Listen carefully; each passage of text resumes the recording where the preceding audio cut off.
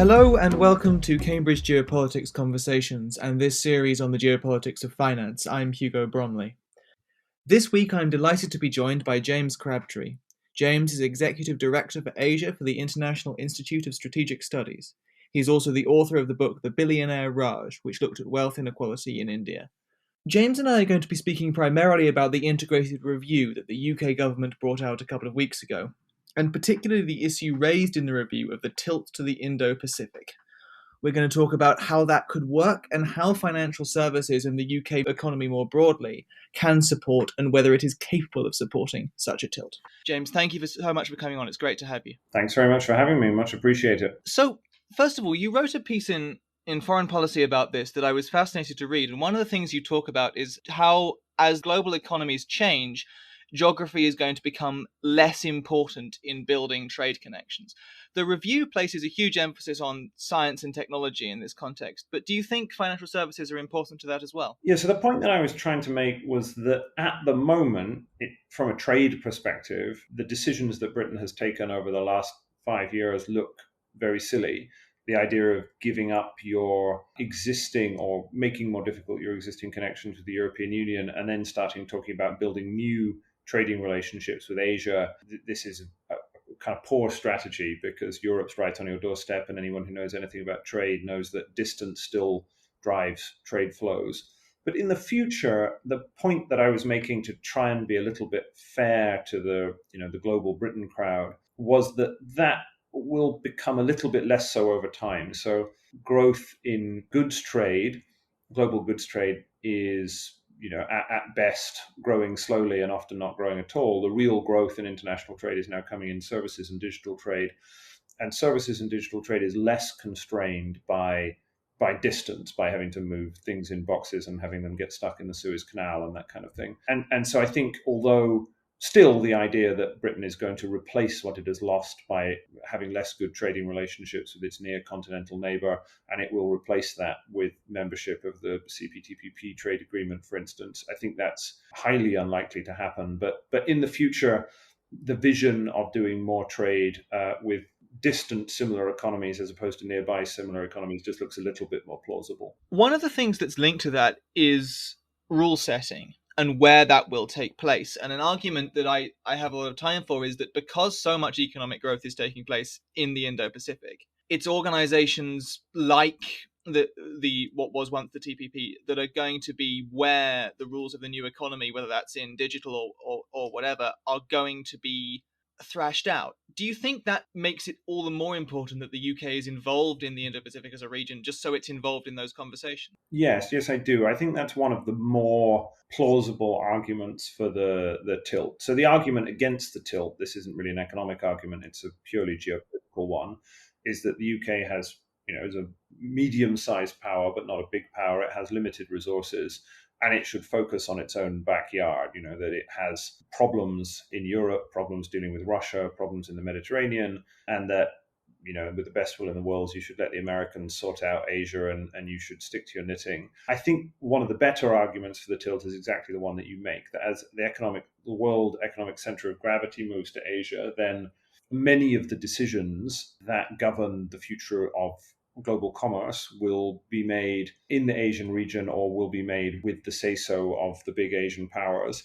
And so the scenario that you talk about is a perfectly plausible one. Let's imagine that the CPTPP grouping, which might include the UK, but includes a lot of other large economies, or the RCEP grouping, which collectively is even bigger, they start making rules on intellectual property, which become de facto global standards. And that's the sort of thing where, the UK could have an important national interest. And so I think trying to find ways of being a part of those conversations is eminently sensible. Just the sort of inverse of that is something that the review highlights, and it's a phrase I found curious when I read it, is the risk of economic statecraft. And the idea that we're entering a world, obviously one of the themes of the review is we're entering a world that is less unipolar, where there is strategic competition, and where what it described as everything from conventional economic policy to illicit finance is going to be part of that competition. Do you think that diagnosis is correct, and might that also underpin some of this Indo-Pacific tilt? Yeah, I do. I think we if you take a big step back, when we used to talk about the rules-based order, a large chunk in economic and finance terms, that what this really meant was a very unusual historical period in which states decided to separate the geopolitical or security policy from economic policy to some degree, to some important degree. So that's what the World Trade Organization was really about. It was about depoliticizing trade policy, making it neutral and to some degree neutral and based upon rules that were previously agreed and could be arbitrated upon and appealed upon and that kind of thing. And increasingly, that kind of world is breaking down under geopolitical pressure, and we're returning to a world that is much more historically normal, in which states see no particular distinction between their statecraft, their pursuing their end for geopolitical means, and the use of economic tools to do that. China is an absolutely classic case of this. If it has a disagreement with Australia, then it will stop buying Australian wine or copper or whatever it is. So it uses economic tools for geopolitical ends. But then Trump's America did the same, and there are all sorts of ways in which that might be seen actually to be quite regrettable for a country like the UK, but that is still the world that it is entering into. And so whether it's securing vaccines or semiconductor supplies or many other things, then the idea that the rules of the economic game are somehow going to be neutral or separate from geopolitical pressure, I think that's going to happen much less than it did in the high period of globalization from the 80s until the financial crisis of 2008. I think that's interesting. I'd like to sort of come back to some of those themes a bit later, because I don't know whether I actually disagree with you, but there's something within that I'd really like to unpick. But first of all, the review, the public reaction to the review was that it was not as hostile to China as people were expecting. And one of its ideas is that Britain must strengthen itself and its own key infrastructure in order that it can trade with China. One of the co-directors of our centre, Casey Lynn, has talked about how London could serve as a very useful provider of financial services to China in an increasingly hostile environment. Do you think that has any legs, and to what extent can the economic support for this tilt to the Indo-Pacific be linked to Chinese growth and the Chinese economy? Well, it's interesting that you interpret it in that way. I actually wasn't that surprised by the way that the integrated review turned out with respect to China. So I can understand why people might have thought it would be hawkish, because the kind of conversation in Britain on China has become remarkably hawkish over the last 2 or 3 years, particularly if you chart it from the Cameron Osborne era, in which you had this new era of great friendship with some fairly mercantilist policies, maybe starting from the position in which the UK broke with the US and joined the AIIB. But in a sense, I think what we got and what I expected was a fudge where not the Treasury as an important kind of component in the review, and the government in general still doesn't want to be in the position that Australia is in which it takes geopolitical positions which are so outside the mainstream on China that the Chinese take coercive sanctions. And still, there are lots of important businesses in the UK that are trying to do business with China, and so financial services would be one of them. Financial and professional services are one of the few sectors at the moment that the Chinese are still welcoming in, and the Americans have this problem as well, that their big banks and their insurers are actually getting more enmeshed with the Chinese economy at the moment, in which it's less difficult, it's less easy to imagine that being sustainable in the long run, I suppose, is what I would say. So yes, there clearly is an opportunity in the Chinese economy. It's going to be the world's largest economy, likely soon enough. It's still the world's fastest growing major economy. It's a very important market for any business. But the problem is that is all dependent on the way the sort of geopolitical direction of travel is moving. And certainly the best that you could say is that may stabilize at the current low level and allow some expansion. But I think given the way that the relationship has deteriorated between the Western countries and China over the last few years, that would be quite an optimistic assessment of the way things are going. I mean, it looked to me like the relationship is getting worse and is quite likely to continue to get worse over the next few years. And that, I think, puts into some doubt whether it's sustainable to try and further integrate in some sectors as you are de-integrating in others. And sort of building on that, we've seen news in the UK this week about a very strong reaction from the United States towards a digital sales tax. And one of the things that struck me as reading those stories is that the UK is quite isolated when it comes to potentially disagreeing with the United States on any economic policy, which will happen from time to time, without Europe and potentially without China as an option for economic cooperation and growth. Do you worry about that a bit if you were still a UK official? I think what's happened over the last period is, I think, almost inevitably, given the fact that the UK has distanced itself from Europe, that it has thrown its lot in with the Americans. And you've seen that in the Biden administration, that the UK no longer carries the weight that it once carried in Washington. For instance, if you were to go back to the Second Iraq War, probably the high point of Britain's recent influence for good or ill in the Blair second Bush era. But even with its weight somewhat diminished, the UK, I think, has been probably the most reliable American partner so far. The Europeans have been somewhat problematic on China and are much more likely, France and Germany, for their own reasons, are much more likely to be in a hedging position, as you say. So yes, I suppose this does leave the UK somewhat exposed, particularly in the not very pleasant but perfectly plausible scenario of a return of Trump or a Trump-like president in 3.5 years' time. That this would leave the UK in a difficult position. But I don't think at the moment, with a kind of moderate Democrat in the White House, that is an issue that will be too much of a worry. I'm glad you mentioned Trump, because I'd like to circle back to some of your earlier comments on the return of economic and financial policy as a tool of statecraft. One of the things you've written on is that the Democrat Party's response to Trumpism has been to try and integrate foreign policy and economic policy more in people like Jake Sullivan and protecting the American middle class.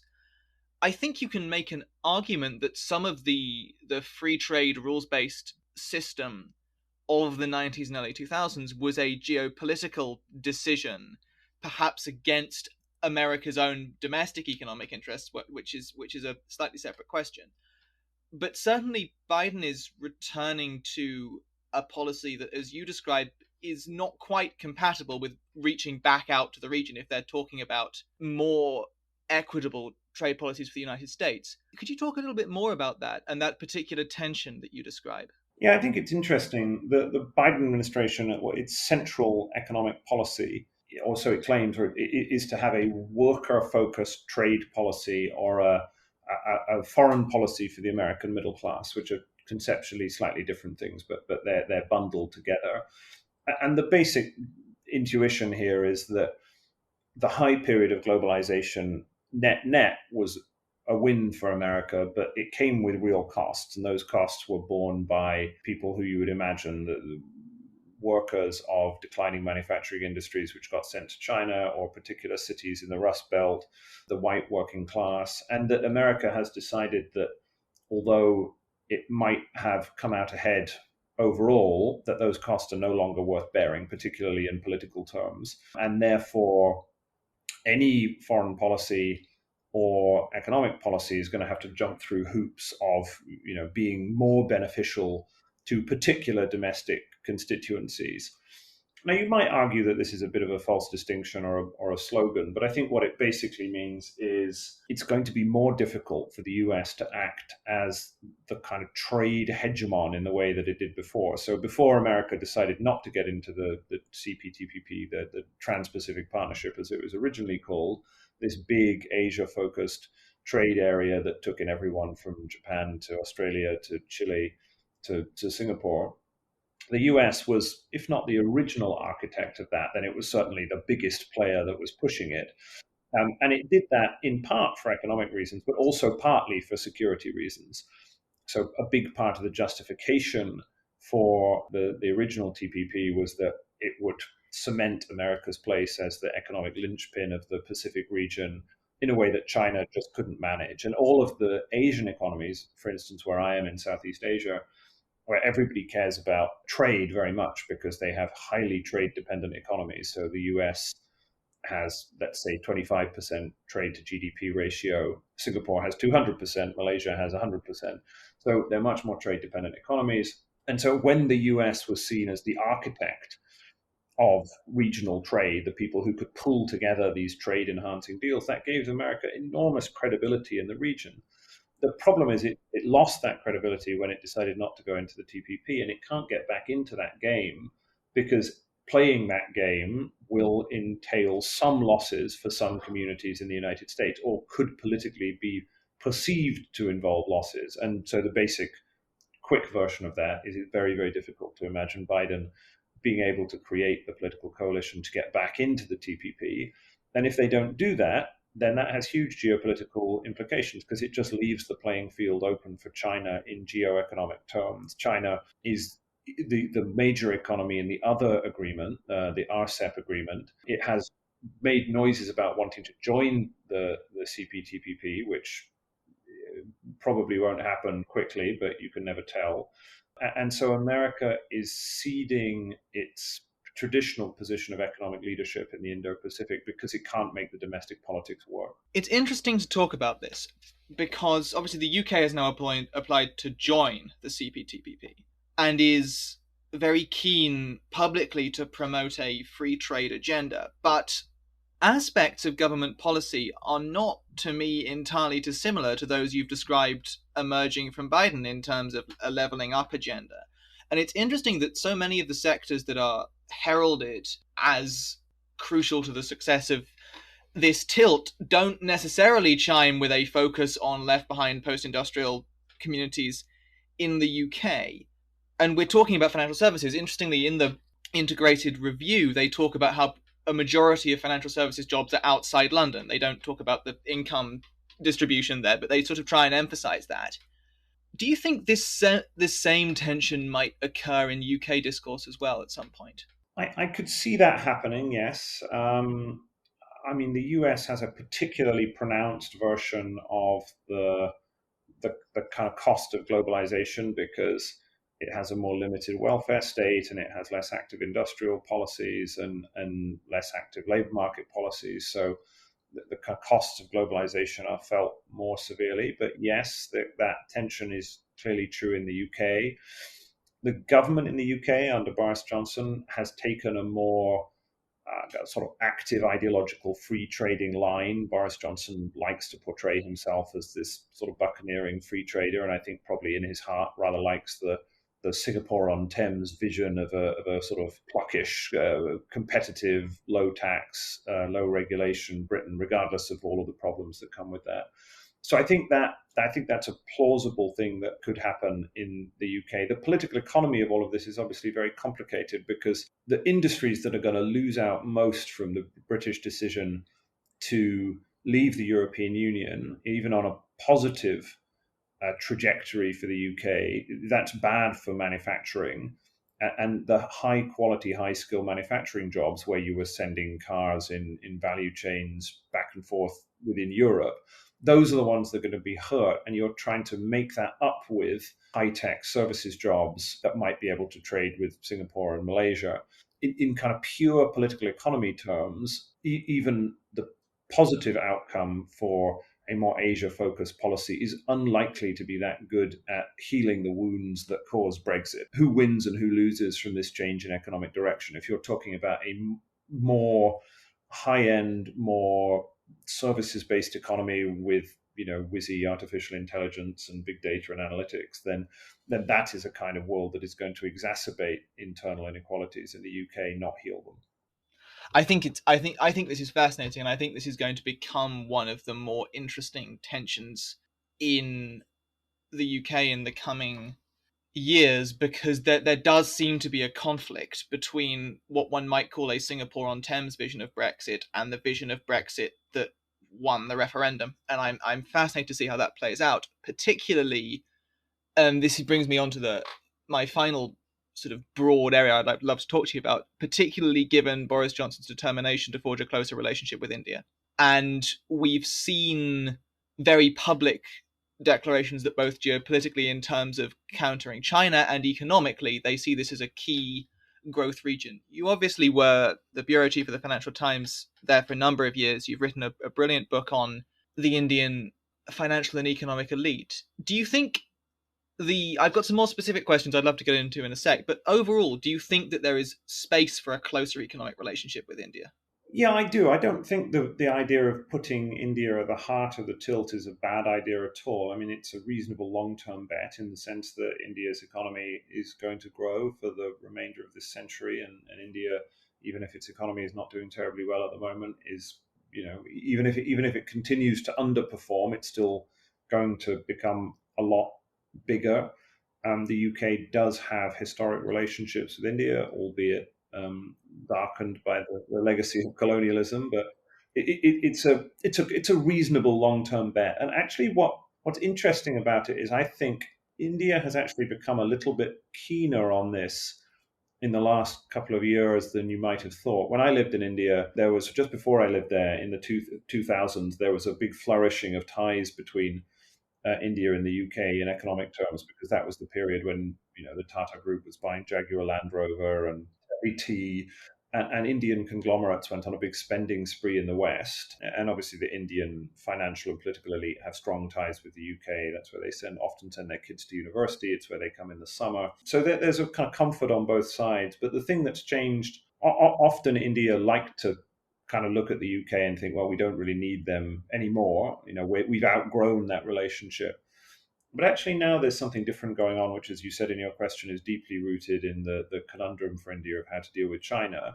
India recognizes that it is not yet in a military or economic position in which it can kind of balance China on its own, and therefore it needs friends. So substantially, it needs the United States. But actually, having some European powers more invested in the region is a reasonably good thing from India's point of view. That's quite positive. Now the UK, they're probably agnostic as to whether or not it's the UK, France, or Germany, but I think the sort of shrewder geopolitical analysts in Delhi are quite comfortable, or becoming more comfortable, with the idea not of European countries coming and meddling in Indian affairs, which people don't like at all, but the notion of European countries coming back and having, a kind of minor role in the broader Indo-Pacific region as part of a coalition that is going to try and balance China. And so, yes, I think it's going to be a problematic relationship because of the direction of travel of Prime Minister Narendra Modi's government, which many people are very passionate supporters of his, but according to the best available evidence we have, is becoming quite a lot less democratic than it was, more majoritarian, more religious nationalist, ethno-nationalist in tone. So whether you look at the Freedom House rankings or the Economist Intelligence rankings or the Swedish VDEM studies, they all show India's democratic kind of ranking sliding. And that creates a tension for a country like the UK, which is trying to be supportive of the Biden democracy versus authoritarian agenda as a way of revitalizing the West in the face of a Chinese, Russian autocratic front. And India sits a little bit more awkwardly in between that than I think many of us would have hoped. And so I don't think the Indian relationship is going to be an easy one. And the economic dividend from it at the moment is not that big. But in a sense, you take things as they are. And therefore, I think the notion of trying to build a closer ties with India economically and politically with the UK is a sensible one. There's a couple of big questions I'd like to ask you, but very quickly beforehand, we've had a lot of talk of enhanced trade partnerships. That's probably what Boris Johnson is going to agree when he goes to India, but working towards a trade deal, but not much talk of the trade deal itself. I have an idea of this, but what do you think the biggest stumbling block to a trade deal there is? Oh, I mean, there are so many huge stumbling blocks. You don't really know where to begin. I mean, no one has been able to sign a trade deal with India. It's an almost impossible task. So the reason why they're going for this enhanced trading relationship is just because the notion of actually signing a trade deal is complete pie in the sky. The European Union tried for the best part of a decade or more. And for them, I forget, I mean, there were also lots of stumbling blocks. Cars was a big stumbling block, all sorts of stumbling blocks. So it's very, very difficult to imagine signing a trade deal with India. India is very wary of trade liberalization. They were not able, despite quite a lot of elite buy-in, to sign up to the RCEP trade agreement, which would have been very useful to India in geostrategic terms, because then it would have been a trade agreement in which you had both You had ASEAN, Australia, New Zealand, Japan, and China, and India. And so the Southeast Asian countries were very, very keen to have India in, because then it would have been much more balanced between the Asian powers. But India and its leadership just couldn't make the kind of political economy of it work. It would have imposed some losses on important domestic constituencies, particularly farmers, and the ruling party were not able to find a way of making that work, and so they couldn't do it. And so, yeah, the notion that there's going to be a grand UK India trade deal in the way that they've very quickly been able to strike one with Singapore and Japan, I think this is highly, highly unlikely. And so what they're doing now is doing, the next best available thing.